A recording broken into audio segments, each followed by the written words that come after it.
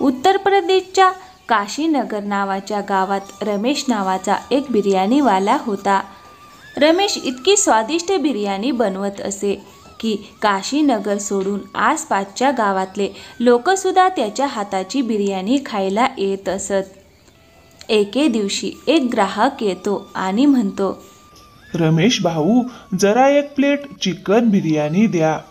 आज खूप मन आहे तुमच्या हाताची चिकन बिर्याणी खाण्याचं. तुमच्या हाताच्या चिकन बिर्याणीचा स्वाद दुसरीकडे कुठेच नाही. मग दुसरा ग्राहक म्हणतो, खरंच भाऊ, मला तर रमेश भाऊंच्या बिर्याणीची सवय लागली आहे.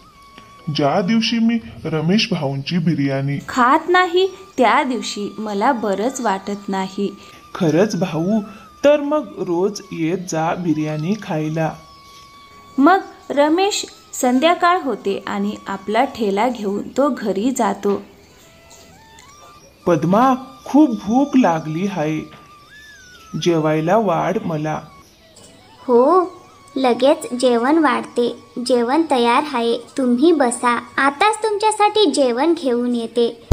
पद्मा प्लेटमध्ये भात आणि सोयाबीनची भाजी, पोळी आणि सॅलड घेऊन येत. तेवढ्यात ती भाजी पाहून रमेश म्हणतो, अगं पद्मा, मी तुला सकाळी सांगितलं होतं आज रात्रीच्या जेवणात चिकन करू नकोस, पण तू पुन्हा चिकनच केलंस. रोज रोज चिकन मटण खाऊन मला खूप कंटाळा आलाय. पद्मा हसून म्हणाली, अहो, हे चिकन नाही, एकदा खाऊन तर बघा. रमेश जेव्हा खातो तेव्हा त्याला त्या भाजीत चिकन सारखाच स्वाद लागतो. भाग्यवान, खोटं का बोलतेस, हे तर चिकनच आहे. अहो, खाल्लत ना, फसवलं ना तुम्हाला. हे चिकन नाही, हे सोयाबीन आहे. मी त्यात मसाले टाकून व्यवस्थित शिजवलं आहे आणि बघा, हे चिकनपेक्षा जास्त चविष्ट झालंय. सोयाबीनची भाजी खाल्ल्यानंतर रमेशच्या मनात एक विचार येतो, जर मी चिकन बिर्याणीमध्ये चिकन ऐवजी सोयाबीन वापरलं तर खर्च कमी होईल आणि नफा जास्त मिळेल. आणि सोयाबीनचा स्वाद तर चिकन सारखाच आहे. हे ग्राहकांनाही कळणार नाही. तेवढ्यात पद्मा म्हणाली, अहो, काय विचार करत आहात, खा ना. अगं, मी विचार करत होतो की सोयाबीनचा स्वाद तर चिकन सारखाच आहे. जर मी बिर्याणीमध्ये चिकन ऐवजी सोयाबीन वापरले तर चिकनचे पैसे वाचतील आणि खर्चही कमी येईल आणि आपल्याला नफाही जास्त होईल. अहो, ऐका, आपल्या घरासाठी सोयाबीन ठीक आहे, पण जर बिर्याणीमध्ये सोयाबीन वापरायचं असेल तर तिला सोयाबीन बिर्याणी या नावाने विक्री करा. नाहीतर चिकन बिर्याणीच्या नावाखाली सोयाबीन बिर्याणी विकणं म्हणजे लोकांची फसवणूक होईल. मग रमेश म्हणाला, अरे, यात काय अडचण आहे, दोन्हींचा स्वाद तर एकसारखाच आहे. जेव्हा ग्राहकांना हे कळणारच नाही मग नुकसान कसले. मग पद्मा म्हणाली, हे कसले बोलणे करता आहात तुम्ही? आपला इमान विसरलात का काय? लोकांना फसवणं हे चुकीचं आहे. मग रमेश चिडून म्हणाला, हो हो, आता मला ज्ञान देऊ नकोस आणि जा. मग रमेश बिर्याणी बनवायला घेतो. त्यात चिकनच्या ऐवजी सोयाबीन घालतो आणि थोडंसं चिकन त्यात घालतो आणि मग खूप साऱ्या मसाल्यांनी स्वादिष्ट बिर्याणी बनवतो आणि बिर्याणी विकायला जातो. मग एक ग्राहक म्हणाला, खरंच भाऊ, रमेशच्या हातच्या बिर्याणीला तोड नाही.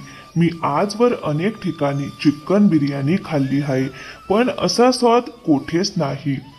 आपल्या ग्राहकांच्या स्तुती ऐकून रमेशचा लालच अजून वाढतो. तो आपल्या बिर्याणीचे दर अजून वाढवतो. दुसऱ्या दिवशी ग्राहक आले तेव्हा ते विचारतात, अरे भाऊ, काल आम्ही तुमच्या बिर्याणीची थोडी स्तुती काय केली, आज तुम्ही बिर्याणीचे दरच वाढवलेत. रमेश लगेच बहाणा करतो, काय बोलता भाऊ, तुम्हाला माहीतच आहे की रोज चिकनचे दर कसे वाढत आहेत. जर चिकनचे दर असे वाढले नसते तर मी कधीच बिर्याणीचे भाव वाढवले नसते. रमेशवर ग्राहकांचा विश्वास होता म्हणून त्यांनी त्याचे बोलणे मान्य केले. हळूहळू लालसागिरीच्या फंदात रमेशने बिर्याणीमध्ये चिकन ठेवणं पूर्ण थांबवलं. त्यामुळे लोकांना त्याच्यावर शंका येऊ लागली. काय झालं रमेश भाऊ, आता तुमच्या बिर्याणीमध्ये तो आधीचा स्वाद राहिलाच नाही. चिकनचा स्वादही काहीसा बदललेला वाटतोय. असं दिसतंय भाऊ, तुमची तब्येत खराब आहे म्हणून तुम्हाला बिर्याणीचा स्वाद जाणवत नाही. नाही करण भाऊ, मला काही दिवसांपासून तुमच्या बिर्याणीमध्ये खरंच मज्जा येत नाही. खरं सांगायचं तर याच्यापेक्षा चांगली बिर्याणी नुक्कडवर मिळते. या सगळ्या गोष्टी ऐकून रमेशला समजलं होतं की बिर्याणीमध्ये चिकन घालावंच लागेल, नाहीतर त्याचा धंदा बंद पडेल. पण त्याच्या मनात लालसागीर भरतच होती. आता काही ना काही करूनच बिर्याणीमध्ये चिकन घालावंच लागेल. रमेश घरी परत येत होता आणि तेव्हा त्याने पाहिलं की एक माणूस खराब झालेलं चिकन फेकून टाकत आहे.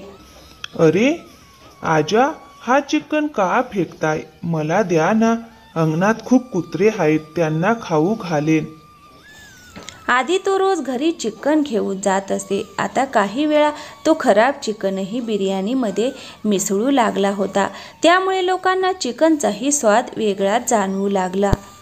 आता रमेश बाजारातून उरलेला आणि खराब झालेला चिकन कमी किमतीत आणू लागला आणि ते आपल्या बिर्याणीमध्ये मिसळून विकू लागला. त्याचवेळी एका ग्राहकाच्या पोटात प्रचंड वेदना होऊ लागल्या. अरे काय झालं भाऊ? पोटात खूप वेदना होत आहेत. ही वेदना सहन होत नाही, मला रुग्णालयात घ्या. तो माणूस त्याला रुग्णालयात घेऊन गेला. हळूहळू हे सामान्य बाब ठरली. गावात लोकांची तब्येत बिघडायला लागली. त्याचवेळी काही लोकांना रमेशवर शंका यायला लागली. भाऊ, मला वाटतं रमेशच्या मनात लालच आला आहे. पहिल्यांदा त्याने बिर्याणीचे दर वाढवले, आता बिर्याणीमध्येही भेसळ सुरू केली वाटतं. काय म्हणताय? आता तर लोकही आजारी पडायला लागलेत. हो भाऊ, आपण याच्यावर लक्ष ठेवू. मग एके दिवशी रमेश आजाकडे जातो. आजा, तुमच्याकडे जे सर्वात स्वस्त आणि खराब चिकन मिळतं ते मला पॅक करून द्या. अरे हो, हे तर असं आहे का? अच्छा, तर हीच कारणं आहेत लोक आजारी पडण्याची. मी लगेचच याची व्हिडिओ बनवून ठेवतो. हे आपल्या पुराव्यासारखं काम करेल. नंतर रोशन गल्लीत जाऊन मांस व भाजी विकत घेताना त्याची व्हिडिओ बनवतो. आपण आधीच कल्पना केली नव्हती. लालसेमुळे हा आपल्या आरोग्याशी खेळ करेल हे वाटलं नव्हतं. हो भाऊ, कुणी इतका लालची कसा काय होऊ शकतो? चल रोशन, आपण याची तक्रार पोलिसात करूया. बरोबर म्हणालास, चल आताच पोलिसाकडे जाऊया. मग पोलीस अधिकारी म्हणतो, अच्छा, म्हणजे असं आहे का?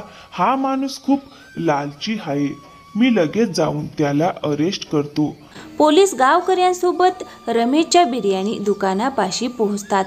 रमेश पोलीस पाहून घाबरतो आणि घाबरून विचारतो, काय झालं इन्स्पेक्टर साहेब? इथे कसे काय आलात? तुम्हाला बिर्याणी खायची आहे का? मग पोलीस म्हणतो, मी इथे बिर्याणी खायला आलेलो नाही. तुम्हाला तुरुंगात पाठवायचं आहे. तुझ्या विरुद्ध तक्रार आली आहे. तू मिसळलेली बिर्याणी देऊन लोकांचे आरोग्य धोक्यात घालतोयस. रमेश आपला बचाव करत म्हणतो, नाही नाही साहेब, असं कोण म्हणालं? मी तर पहिली श्रेणीचं सामान वापरतो. विचारून पहा कुणालाही. मग पोलीस उत्तर देतो, मुला, इतकं हुशार आहेस का? माझ्याकडे तुझ्या विरुद्ध व्हिडिओ आहे. शांतपणे, नाहीतर तुला जोरदार शिक्षा करेन. पोलीस त्याच्या विरोधात पुरावे दाखवतात. रोशनने घेतलेली व्हिडिओ क्लिप आणि आजारी पडलेल्या ग्राहकांचे बोल. रमेश थरकून जातो. आता बचावासाठी काही शिल्लक राहत नाही. मग पोलीस त्याला विचारतो, हे सगळं खरं आहे का? तू लोकांना हेवे दावे देऊन का आधीपासून फसवलेस? रमेशच्या हात थरथरतात. शेवटी तो सर्द वस्तुस्थिती कबूल करतो आणि म्हणतो, हो साहेब, मी पैशासाठी हे सर्व केले. मला माफ करा. गावकऱ्यांमध्ये खळबळ उडते. काही लोक रागावले तर काहींच्या डोळ्यात दया साठलेली असते. पोलीस रमेशला त्याच्या दुकानाबाहेर लगेच अटकेची नोटीस देऊन घेऊन जातात. अशा प्रकारे रमेशला त्याच्या कर्माची शिक्षा मिळते. तर मित्रांनो, कशी वाटली आजची गोष्ट? आवडली असेल तर व्हिडिओला लाईक करा आणि हो, चॅनलवर नवीन असाल तर प्लीज चॅनलला सबस्क्राईब नक्की करा. थँक्यू, धन्यवाद.